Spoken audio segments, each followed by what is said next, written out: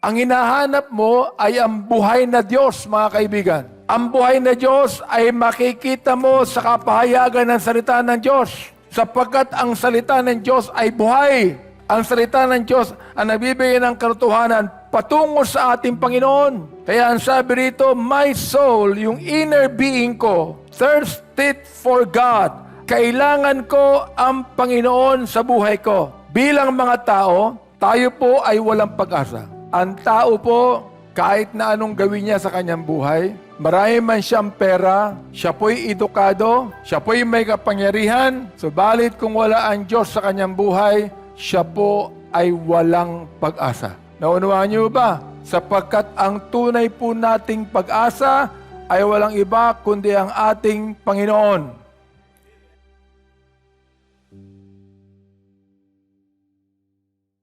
Mga awit bilang 42,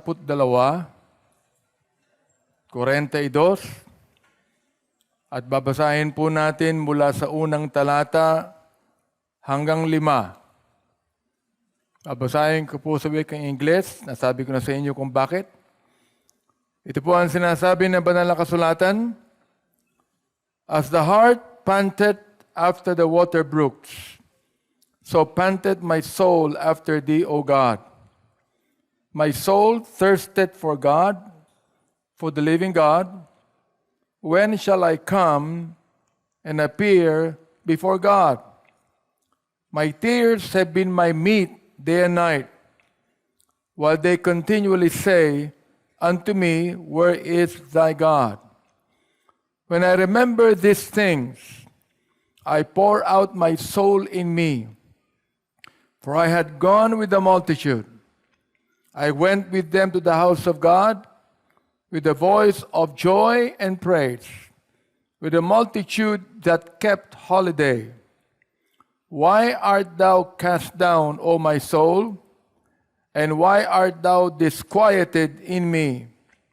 Hope thou in God, for I shall yet praise him for the help of his countenance. Tayo po'y sandaling manalangin. Dakilang Diyos, kami po'y lumalapit sa inyo muli. Nagpapasalamat po sa ibinigay niyong panahon upang kami pumunta rito sa inyong sanktuaryo at makarinig ng kapahayagan ng inyong salita. Hinihiling ko, Panginoon, nakausapin po niyo ang lahat ng aming mga tagapakinig at tagapanood ng aming pananambahang ito. Naway walang ibang maitaas kundi ang banal na pangalan ng Panginoong Jesucristo. At hinihiling ko, Panginoon, na gamitin po niyo yung lingkod bilang sangkap ng pagpapahayag ng inyong salita.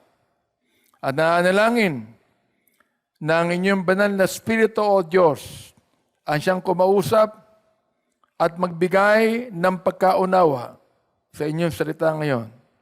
Ito pong aming dalangin sa pangalan ni Jesus. Amen at amen. Maupo na po tayong lahat. Nais ko lamang na lahat ay maupo at lahat ay makinig. Wala na pong lalabas mula sa sanktuaryong ito sa lahat ng ating mga gawain sapagkat hindi lamang kayo ang nakakarinig ito, kundi gayon din ang aming mga kongregasyon, mga care station po natin, mga dear ministry natin sa buong mundo. Oo, kanilang napapakinggan po ito.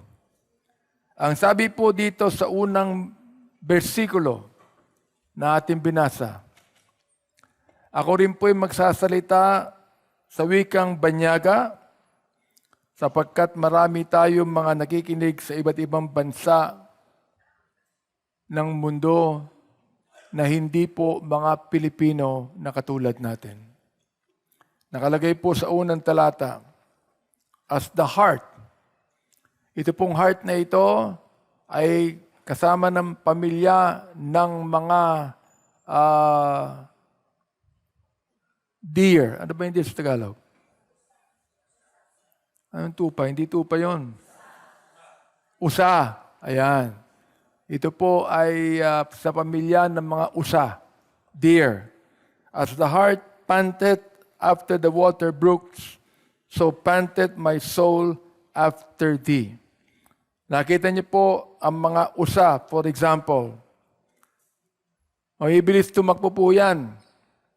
At sa kanilang pagtakbo sa mga kaparangan, when they begin to really run and jump in the wilderness, they get thirsty. Sila po yung nauuhaw. Ano po? Sa kanilang pagkauhaw na ganyan, ang kanilang hinahanap agad ay tubig, water brooks at tinatawag. Oo. Doon kagad sila nagpupunta. Oo. Ang sabi po ng ating psalmist dito, katulad ng usa na siyang naghahanap ng tubig upang mapawi ang kanyang uhaw, gayon din ang aking kaluluwa. Naghahanap din ang aking kaluluwa ng tubig na nanggaling sa Diyos. Oho, na nanggaling sa Diyos. Alam niyo ang pagkakaiba ng tubig at ng pagkain, for example. Pwede kang hindi kumain ng 10 araw eh. Kahit magutom ka, hindi ka mamamatay. Pero hindi ka pwedeng hindi uminom ng tubig ng 3 araw at buhay ka pa. Particularly kung ikaw ay nasa wilderness o kaparangan, for example. O ikaw ay nasa disyerto. Sapagkat nun sa mga disyerto, nandun din ang mga usa na malalaki. Ang tawag po ng mga Giselle. Oo. Malalaki po yung mga usang yan. Alright. They travel all over those desert. And you know, in the desert, when you travel and you run and you jump, even if you're playing around, you get so thirsty. And you look for a water brook. Ganyan po. So nakikita nyo kung gaano kahalaga ng tubig sa ating katawan. Oo. Gayun din ang sabi ng ating psalmist dito, na tulad ng isang usa na naghahanap ng tubig dahil sa kanyang kauhawan. Gayun din ang aking kaluluwa na naghahanap ng tubig na galing sa Diyos. Oho. Kaya nangalagay sa verse number 2, my soul thirsteth for God. Ang aking kaluluwa ay nauuhaw para sa Diyos. Pag sinabi natin kaluluwa, tinatawag natin itong inner being, yung kalooban po natin. Hindi yung ating katawan, kundi yung ating damdamin, yung ating kalooban. Naunawaan niyo ba yun? Yung ating kalooban. Yung ating damdamin na madaling masaktan. Yung ating damdamin na marami mga problema.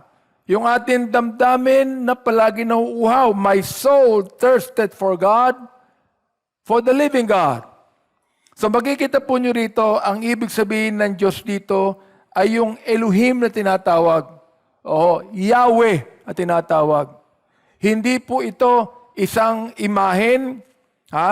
Alam nyo, ang sabi nga ni Spurgeon, kung ikaw ay tumatawag sa isang imahen o isang Diyos na lililok ng mga kamay, yan man ay yari sa ginto o sa kahoy o sa semento. Oho. Hindi ka pwedeng mauhaw dyan. Di ba? Hindi mo pwedeng hanapin yan. Sapagkat walang buhay yan eh. Yan ay patay. Ang hinahanap mo ay ang buhay na Diyos, mga kaibigan. At ang buhay na Diyos ay hindi maaaring ipakita sa isang imahen. Ang buhay na Diyos ay makikita mo sa kapahayagan ng salita ng Diyos.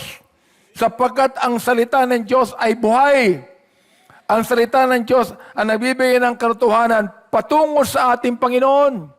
Alright? Kaya ang sabi rito, my soul, yung inner being ko, thirsted for God. I need God. Kailangan ko ang Panginoon sa buhay ko.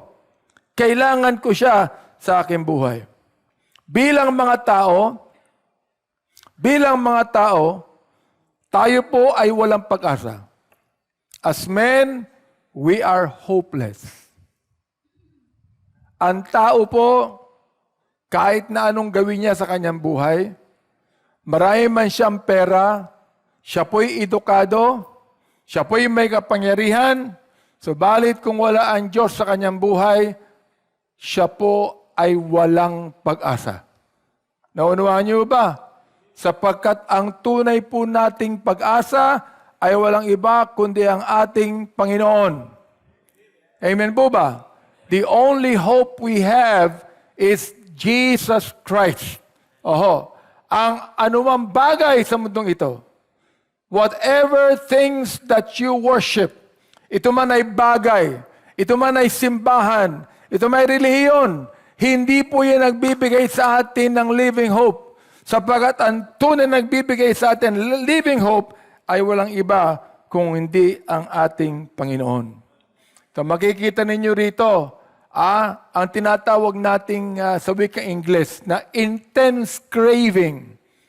The intense craving of a deer towards the water brooks. Ganon din sa ating buhay, mga kaibigan. Kailan tayo tumatawag sa Diyos? Kapag tayo pa ay nanalangin, when we pray to God, do we pray with intense craving? As sinasabi po dito, the insatiable thirst, desire for God's presence. Pag binanggit po natin yung tinatawag na insatiable, for example, I-N-C-A-T-I-A-B-L-E, insatiable ang tawag dyan, ay tinatawag po nating walang, sa wikang Tagalog, parang wala kang kabusugan. Nais mo ang Panginoon sa buhay mo, sapagkat sa buhay mo, wala kang kabusugan kung wala ang Diyos. Ang tangi lamang paraan upang ikaw ay magkaroon ng tunay na pag-asa ng buhay kung ang Panginoon ay nasa iyo. Hindi ho ba? Now, hindi ko po sinasabing wala kayong relihiyon. Halos lahat ng tao sa Pilipinas mayroong relihiyon. Subalit nais kong sabihin sa inyo, ang relihiyon ay hindi nagbibigay ng kapunuan sa kaluluwa ng tao. Ang relihiyon ay hindi nagbibigay ng pagbabago sa buhay ng tao. Kaya nga sinabi dito, mga kaibigan, my soul thirsted for God. Ang tawag din po dito ay fellowship with God. So many times, we only fellowship with men. We socialize with men. It's not actually fellowship with men, but we socialize with men. We deal with men. All right? We talk to men. All right? We desire friends, ladies and gentlemen. But there are only a few people who really and actually fellowship with God. Kahit na po ang mga nakakakilala sa Diyos, tanungin mo sila if they daily fellowship with God. And the only way for you to fellowship with God is for you to read the Word of God, is for you to pray to God, is for you to attend every time the church door is open. You fellowship with God. Dito po, sa pagpunta nyo rito, hindi kayo makakarinig dito ng mga bagay na hindi ukol sa Diyos. Sapagkat kapag nagpunta ka dito sa aming sanktuaryo, ang nais mong makita ay makita mo kung anong gustong sabihin ng Panginoon sa iyo. You do not come here to socialize. No, you don't. You do not come here to fellowship with men, although fellowshipping is good. You come here with the main purpose of what? Of fellowshipping with God. You come here with the main purpose of saying, Lord, I am thirsty for you. I need you in my life. When you come here, you begin to realize, I need you, dear God. I do not need anyone else. I do not need myself. I need you. Kaya tayo nandirito. And so many times, you don't even realize that. See? You young people, for example, ang mga young people po natin ay walang alam kundi makisama sa kanyang kapwa young people. Pag sinabi po ng isang statement na no man is an island, ibig sabihin ng no man is an island, that you do not isolate yourself and just live just one and alone. You don't do that, isn't it? Anyone that always would like to live alone, there's something wrong with him. You need friends. Di ba? Kailangan natin ng kaibigan. Kailangan natin ng kausap. Kapag nakakita ka ng isang tao nang walang ibang kinakausap kundi ang kanyang sarili, sa mental hospital, ang punta niyan. Alright? Kailangan mo ng kaibigan. Kailangan mo ng kausap. Ngayon, kung kailangan mo ng kaibigan, kung kailangan mo ng mga kakilala, lalo mong kailangan ang Panginoon sa buhay mo. You need God more. You see that? Sinasabi natin, the Lord needs us. That's right. Pero you know what? You need God more than God needs you. Gusto kong sabihin sa inyo yan, ha? Mas kailangan mo ang Diyos kesa kailangan ka ng Diyos. Naunawaan niyo ba ako? Oo. Yan ang gusto kong makita ninyo. Oo. The spiritual man craves for God. The spiritual man craves for God. Ang taong walang spiritual nature ay hindi hahanapin ang Diyos. Ang taong walang pakialam na kailangan niya ang spirituality, kailanman hindi niya hahanapin ang Diyos. Subalit ang isang taong may spirituality, araw-araw, kailangan niya ang Panginoon sa kanyang buhay. Now, kung tatanungin kita, anong kailangan mo? Ang unang-unang sasagot mo sa akin, pera. Tama? Hindi mo masabihin, Diyos. Anong kailangan mo ngayon? Kailangan ko ng pera eh. Hindi mo sabihin, Diyos. Anong kailangan mo? Nagugutom ka, kailangan ko ng pagkain. Hindi mo sabihin, Diyos. Pero ano sabi dito? Ano sabi sa verse number 3? My tears have been my meat day and night, while they continually say unto me, where is thy God? Emotional grief, for example. Ano ba sa wikang Tagalog yung emotional grief? Madamdaming kalungkutan. Di ba? Ano yun, sir? Matinding kalungkutan. Yung emotions yun eh. Madamdaming kalungkutan, di ba? Emotional grief. We have that. Am I right? We have that. May mga pagkakataon sa buhay natin, malungkot tayo. Hindi ka palagi masaya. Kahit kayo mga kabataan, may mga pagkakataon sa buhay niyo, malungkot ka. Alam niyo ba, sa mga kabataan natin nakikinig ngayon, makinig kayo ha. Ang number one killer sa mga kabataan, suicide. Do you realize how many young people or high schoolers commit suicide? Why? Why? Why is a person who is as young as you are commit suicide? Sapagkat alam mo na meron kang kalungkutan sa buhay. Meron kang bagay sa puso mo na hindi nabibigyan ng solusyon. Tama? Meron mga tao na kapag nagkaroon ng problemang malaki, hindi niya alam kung saan siya pupunta. Hindi niya kayang puntahan na magulang niya sapagkat iniisip niya magagalit yan.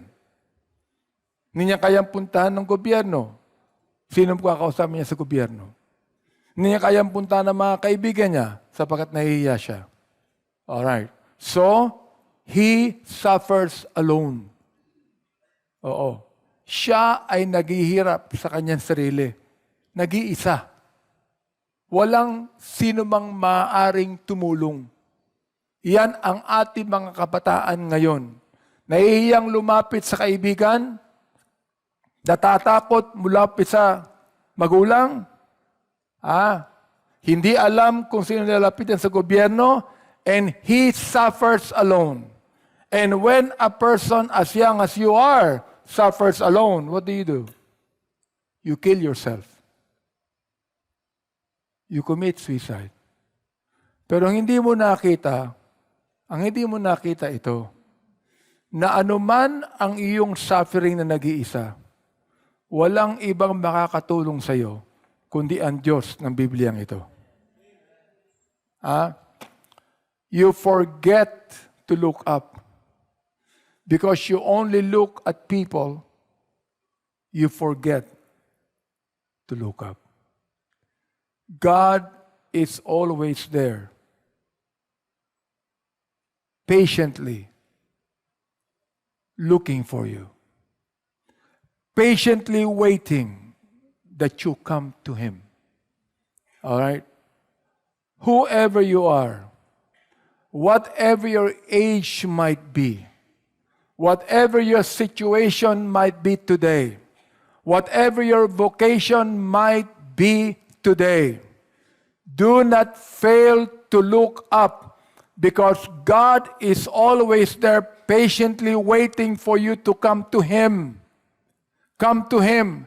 And the Bible says, when you come to the Lord Jesus Christ, He will not turn you down. Hello? He will not turn you down. All right?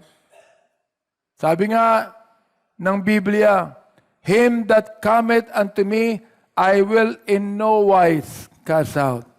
Verse number 4, it says, when I remember these things, I pour out my soul in me, for I had gone with the multitude. I went with them to the house of God, with a voice of joy and praise, with a multitude that kept holiday. I mean, you can be in the midst of multitude.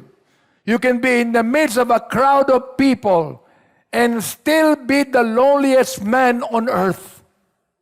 You can be in the midst of all of the pleasures of life and still have a lot of problems in your own life, but you can come to God. You can come to God alone, and there you can find hope. And there you can find mercy. Emotional grief becomes his food instead of divine nourishment. Emotional grief becomes his food instead of divine nourishment. So therefore, in verse number 5, anong sabi ng psalmist sa atin? Why art thou cast down, O my soul? Bakit? Bakit parang ikaw ay nanlulumo? Bakit parang ikaw ay nandoon sa ibaba? Bakit parang ikaw ay nawawala ng pag-asa? Bakit parang ikaw ay malungkot? Why art thou cast down, O my soul? And why art thou disquieted in me? Bakit ganon ang iyong puso? Nag-iisa ka. Walang makakatulong sa iyo. Anong sabi dito ng ating psalmist? Hope thou in God. Hope thou in God. Let me tell you this right now, folks. Listen. I do not even care who you are. I don't care where you came from. But listen, all of us experience these things in our lives every day. We feel hopeless. We feel sorrowful. Nandun ang lungkot. nandun ang problema, nandun ang lahat ng mga bagay na hindi maaaring magbigay sa atin ng kalutasan. Ang sabi ng Bible dito, hope thou in God. Lumapit ka sa Diyos. Nandyan siya. Naghihintay lamang sa iyo upang lumapit ka sa Kanya. Sapagat nasa Kanya ang ating buhay na pag-asa. Kaya sabi niya, for I shall yet praise Him for the help of His countenance. For I shall yet praise Him for the help of His countenance. Alam nyo, kahit na ako ay isang alagad ng Diyos, kahit na ako ay isang servant ng Panginoon, tao rin po ako. Tao rin po ako na nalulungkot. Tao rin po ako na mayroong mga problema. Tao rin po ako nagkakasala. Tao rin po ako na frustrate sa buhay. Di ba? Tao rin po ako na mayroong mga bagay-bagay na hindi ko alam kung paano lutasin. Anong ginagawa ko? Pinupuntahan ko ang Panginoon sa aking buhay. Pinupuntahan ko ang Biblia. Ito ang nagbibigay sa akin ng buhay na pag-asa. Kung gagawin lamang ng bawat Pilipino yan, o gagawin lamang yan ng bawat tao sa mundong ito, akala natin ang ating pag-asa nang gagaling sa relihiyon. Akala natin ang kalutasan ng ating problema nang gagaling sa pera at lahat ng mga bagay. Hindi po. Diyos ang nagbibigay ng kalutasan ng lahat ng ating nararamdaman. Only God can help us. Kaya ang sabi, hope thou in God. Hope thou in God. And you know what? In the book of Matthew, chapter 11, verses 28 to 30. Anong sabi ng Panginoon sa atin dito? It is the Lord that is saying these things to us. Ang sabi niya, come unto me, all ye that labor and are heavy laden, and I will give you rest. Take my yoke upon you, and learn of me, for I am meek and lowly in heart, and ye shall find rest unto your souls.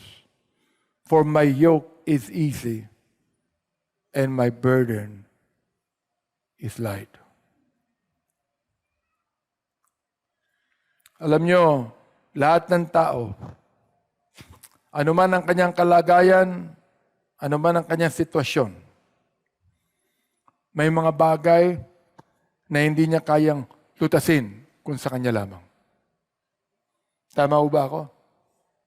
Oo. May nagsabi sa akin, mayroong isang batang pastor yan, bata pa yan. Ano sinasabi niya? Na gusto ko nang magpakamatay. Nakakalimutan niya na mayroong Diyos naghihintay sa kanya na lapitan niya. Pagka minsan, kahit nagbabasa tayo ng Bible, hindi natin inuunawa ang sinasabi ng Biblia. Kahit tayo mga anak ng Diyos, hindi natin na-realize, hindi po natin na-realize sa buhay natin na ang Diyos 24/7 ang siya nandyan at naghihintay na lumapit tayo sa Kanya. Ang ating Panginoon, mga kaibigan, ay hindi nagmamaliw. Ang ating Panginoon ay palagi nandyan. Ang kaibigan mo, hindi palagi nandyan. Tama ho ba ako? Ang pera, hindi palagi meron. Ang kapangyarihan, ay hindi palaging nandyan, kapangyarihan. Ang mga bagay material, ay hindi palagi meron ka. Subalit, ang ating Panginoon ay palaging nandyan.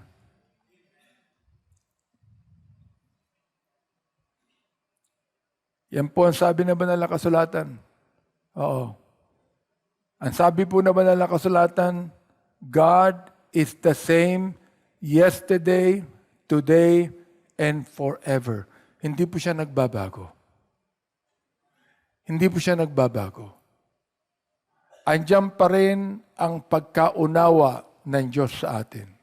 At kung merong persona na perfect at banal, na nakakaunawa sa ating buhay, walang iba kundi ang ating Panginoon.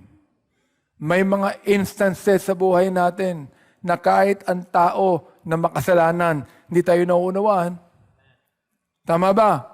Mayroon pong mga instances sa buhay natin, kahit yung ating mga magulang, kahit yung mga taong dapat makaunawa sa atin, hindi po tayo nauunawaan. Pero ang ating Panginoon, sa kanyang pagiging Diyos, sa kanyang kabanalan, na iniisip natin, paano ako mauunawaan ng Diyos samantalang banal siya?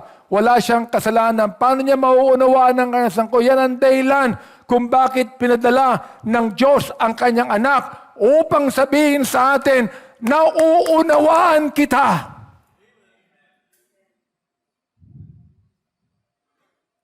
Nauunawaan kong kalagayan mo. Nauunawaan ko na makasalanan ka. Nauunawaan ko na wala kang pag-asa. Nauunawaan ko na hindi mo paaaring tulungan ang sarili mo. At may mga pagkakataon sa ating buhay, tayo ang hindi nakakaunawa niyan. Tama ba?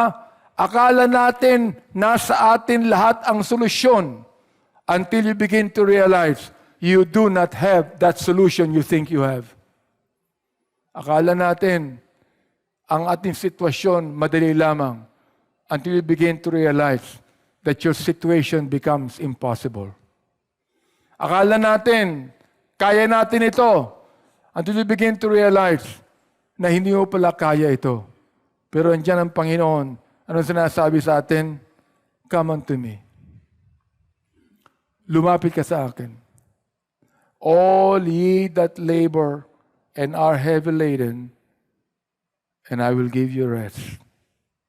The Lord's loving invitation to tired, longing, and sad people. Sabi niya, all ye that labor. Ano man ang binibigay ng mundo sa iyo na kasiyahan, ay hindi nagtatagal. Naunawaan niyo ba ako? Hindi yun nagtatagal yan. Ano ang maaaring ibigay sa inyo na kasiyahan ng mundo? Ano? Pera? Edukasyon? Anong ginagawa po ng tao pag meron siyang malaking problema? Naalala ba niya ang Diyos? Hindi. Siya na pupunta. Sa alak. Saan napupunta? Sigarilyo. Alam niyo ba na mas marami ngayong kababaihan ang naninigarilyo kasi lalaki? Do you know why? Because many women think that by smoking, they are able to assuage their problems. Kapag nagkaroon ng tinatawag natin problema ang kababaihan, nagkaroon ng emotional grief yan, ano pinupuntahan? Sigarilyo. And they would think that the cigarette would try to get their problems away. No.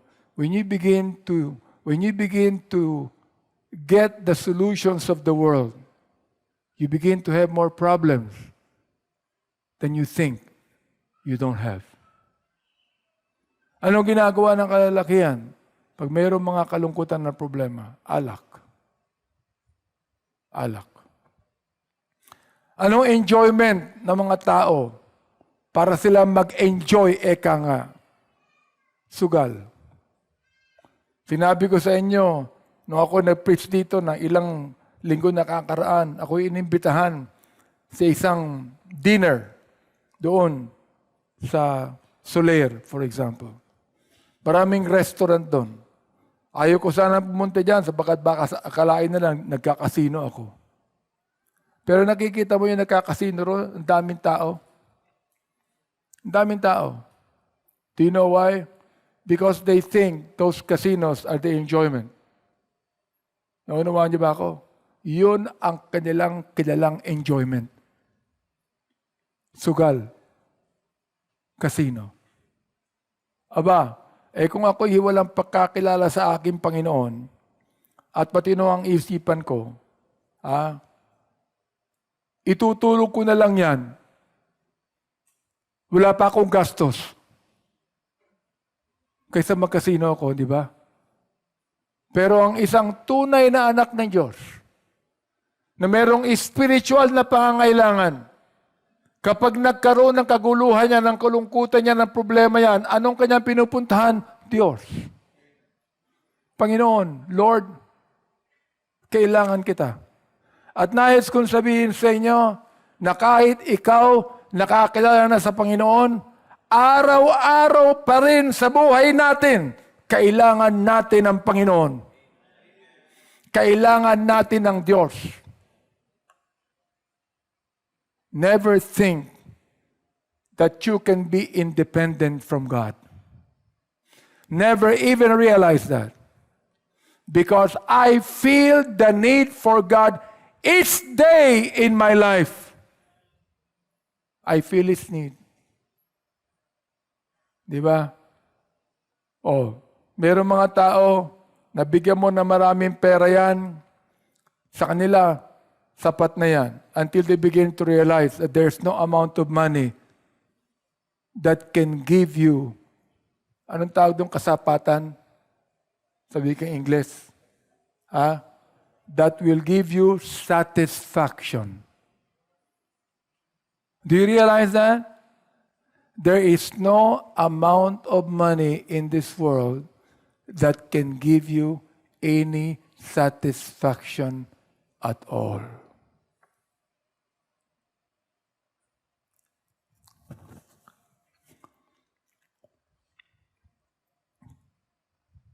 Si Bill Gates nga, nawala na sa kanyang pinakamayamang status sapagkat $51 billion ng kanyang pera binigay niya sa kawang gawain. And people think they're so rich and they give an amount of money to anong kawang gawa? To charity, for example. Okay na sa kanila yon. Hindi Di ba? There is nothing that you can give to anyone that needs it that can actually give you contentment in life. No. Nothing at all. Di ba?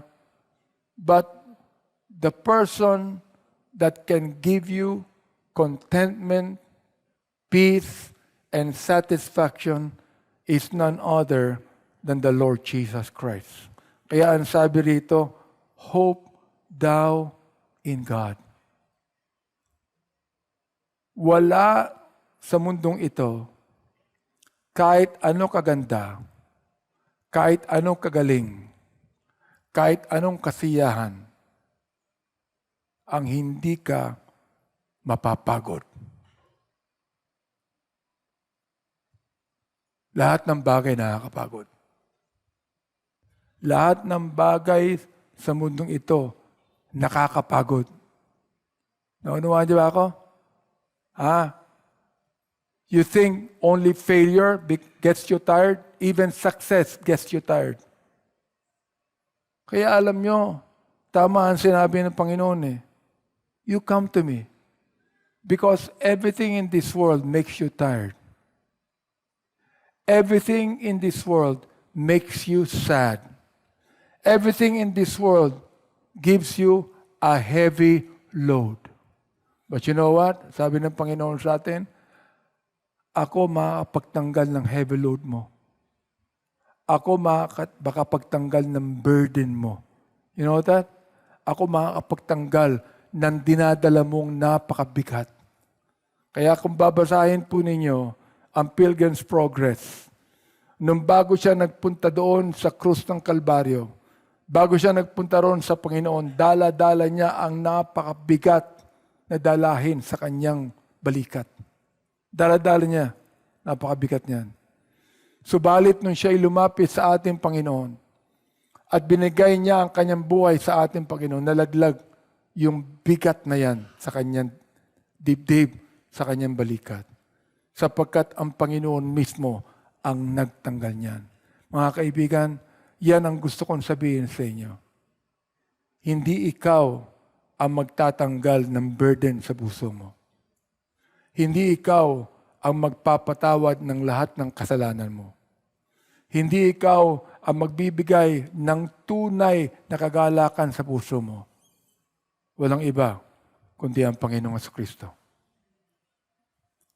Hope thou in God. Come unto me. Kaya nakalagay sa verse 29, ang sabi po ng Panginoon, take my yoke upon you. Kunin mo itong araro na binibigay ko sa iyo.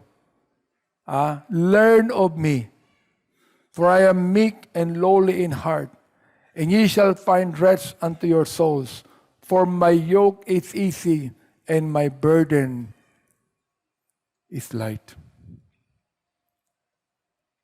Kung nasa mundo ka, meron ka ring, ano ba yung yoke sa Tagalog? Pamatok. Meron ka ring yoke. Alam niyo ba yung yoke ng pamatok na nilalagay sa kalabaw? Dito. Di ba? Yoke ang tawag doon. Oo. Yung yoke na yan ang umihila eh. Yan ang umihila. Tama? Oo. Okay. Anong sabi ng Panginoon? Yung yoke na humihila, na hinihila mo, na binibigay ng mundo, ay pabigat sa iyo. Kailanman hindi nagpapagaan yan sa buhay mo. Kaya ang sabi ng Biblia, ang sabi ng Panginoong Kristo, bibigyan din kita ng yoke. Pero sa paghila mo ng yoke na yan, kasama mo ako na humihila dyan. Nandyan ako, tutulungan kita. You know what I'm saying? Nandyan ang Panginoon. Ang sabi niya, for my yoke is easy and my burden is light. Hindi ba napakasarap pong makita na kapag meron kang isang kaibigan, lalapit sa iyo, sasabihin sa iyo, tutulungan kita sa kabigatan mo. Nakakaroon ka ng parang, tawag doon, relief. Eka nga, di ba? Kakaroon ka ng relief, tutulungan kita sa kabigatan mo. Kung Panginoon magkasabi sa inyo yan, kung ang Panginoon mismo magkasabi sa iyo, tutulungan kita sa kabigatan mo. Hindi lamang tutulungan kita, ako magkakarga ng kabigatan mo. Ako magtatanggal ng mga kasalanan mo. Ako magpapatawad sa iyo. Ako magbibigay sa iyo ng buhay na pag-asa. Mas maganda ba yon kaysa sarili mo? Naunawaan niyo ba ako? Yan ang gustong sabihin ng Panginoon sa atin. Kaya ang sabi niya, doon sa binasa natin sa Psalm 42. Alright? Why art thou cast down, O my soul? Bakit ka? Bakit? Why art thou disquieted in me? Bakit naguguluhan ka? Bakit?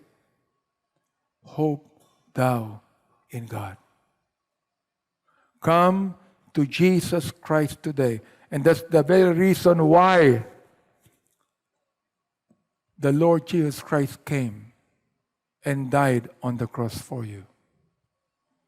When Jesus Christ died on the cross for you, when Jesus Christ suffered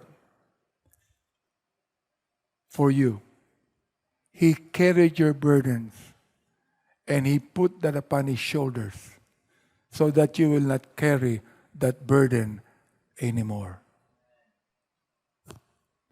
Any kind of sin that you do, God understands that you are still human. And you can come to God and say, Lord, I have sinned against you, and please forgive me. God is always there to forgive. You only need to accept that by faith. And by faith, you know that you have been delivered from your sorrow. By faith, you know you have been delivered from problems. By faith, you know you have been delivered from tiredness and longing. By faith, you know you have been delivered from sorrows. Faith in God. Hope thou in God. Today, I'm inviting you to come to the Lord today. Today, I'm inviting you to cast your burdens upon Jesus Christ, because He is always there to get that burden out of your life and give that to Himself. And that is what God wants to do for you. Alright? Tumayo tayong lahat. Habang lahat po'y nakayuko at nakapikit ang inyong mga mata. All of you bowing down and closing your eyes, just listen to me. Huwag kang makinig, kayo naman. Just listen to me right now. Now, I do not know your burdens. I do not need to know. I do not know your problems. I do not even need to know. I don't know your sadness, your sorrows. I don't know your tiredness. I do not even need to know that. But God knows it. And God is telling us that all of our longings, all our sadness, all our problems, all of our sorrows are just the result of sin in our lives. Sin in our lives. Ito po ay resulta ng kasalanan sa atin. Ang sabi po ng Banal na Kasulatan, cast your burdens upon the Lord. Cast your burdens upon God. And so many times, we forget that. Kahit tayo ng mga mananampalataya, may pagkakataon, sinasarili natin ito. May mga pagkakataon. Hindi agad tayo lumalapit sa ating Panginoon. We're just trying to keep it to ourselves. No. Do not keep that to yourself. Give that to the Lord immediately. Ask God to forgive you. Tell God about your longings. Be honest with God about it. Because God is always there to help. And before I would call our visitors and our guests to come to the Lord Jesus Christ today. I first of all would like to speak to my people, to God's people. I do not need to know your problems and your burdens. But you seem to forget that God is always there 24/7. He is just waiting for you to come to Him. It does not always take the prayers of people. It takes you to come to Him personally about that. And I believe that whatever is said in the Word of God that I have shared with you this morning, you can look at yourself, and there you're going to find what you're lacking, what you're after. And so many times, we would rather look on people. We would rather let people solve our problems than God. May mga pagkakataon, pag hindi na kaya ng tao yan, saka mo lalapitan ng Panginoon. So many times to us, God becomes the last recourse. No, God must always be first sa buhay natin. Hindi siya dapat ang huli. Siya dapat ang una. Because all of you know that God is the only one that can actually solve your problems and your sorrows and your sadness and your troubles. Kaya nga nakalagay sa aking favorite verse, cast all your cares upon Him, for He cares for you. Gusto ko munang sabihin to sa inyo na sinasabi niyo nakikilala niyo ang Panginoon sa buhay niyo. Are you obedient to God? Are you faithful to Him? Are you putting God first in your life? That's you and God. That is not me and you. That is you and God. You realize that? I am just here to tell you about these things. But that is you and God. And so many times, we try to solve our own problems before we come to God for solutions. And we begin to think we can solve them. You realize that? And so many times we don't even realize that is pride. When you begin to solve your own problems and you do not even come to God for it, you're proud. Because you think that you can solve your problems. You cannot. Only God can do it for you.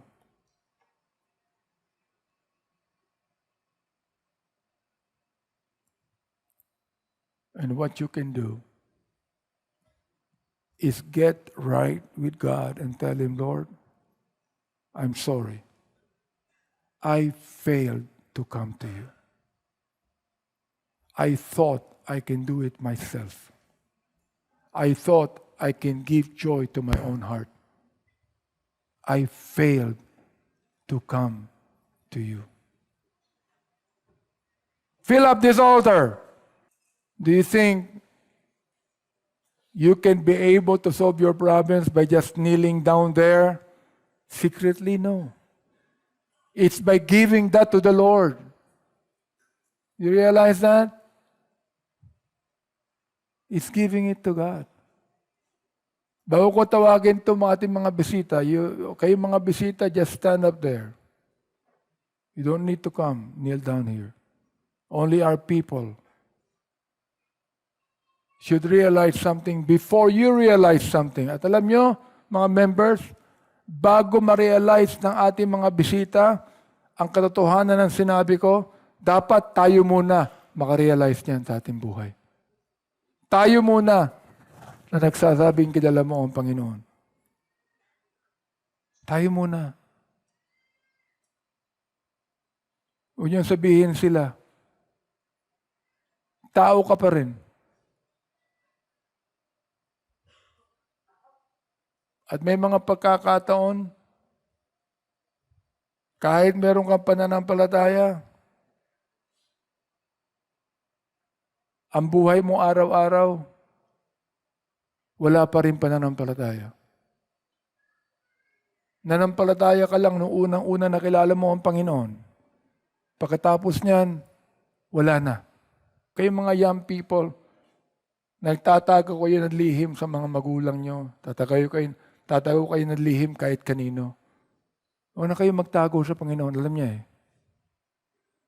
Bigay mo sa Kanya yan. Pag binigay mo sa Kanya yan, bitawan mo. Huwag mong hawakan at ibalik sa iyo uli. Bitawan mo. Ibigay mo sa Kanya. Lord, nasa iyo na yan. Nasa iyo na yan.